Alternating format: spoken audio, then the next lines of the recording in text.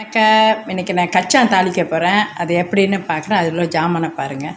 கச்சான் நான் வந்து ப்ரெஷர் குக்கரில் 3 விசில் போட்டு அதை வச்சுருக்கேன். அப்புறம் உளுத்தம்பருப்பு, கடுகு, காஞ்ச மிளகா, கருவேப்பிலை, கொஞ்சம் எண்ணெய், இவ்வளோ தான் இதோட ஜாமான். தாளிக்கிறத பார்ப்போம். எண்ணெய் சூடாகிடுச்சு. நான் உளுத்தம்பருப்பு, கடுகு, காஞ்ச மிளகா போடுறேன்.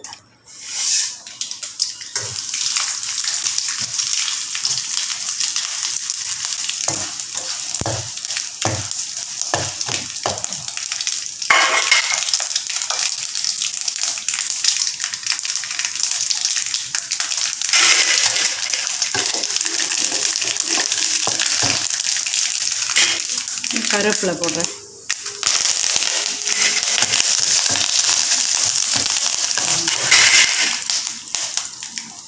இப்போ கச்சானத்தை போடுறேன்.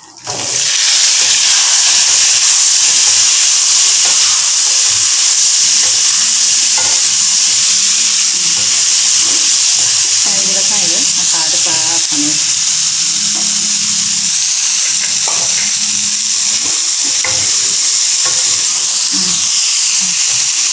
பரிமாறுறேன், நீங்கள் பாருங்கள்.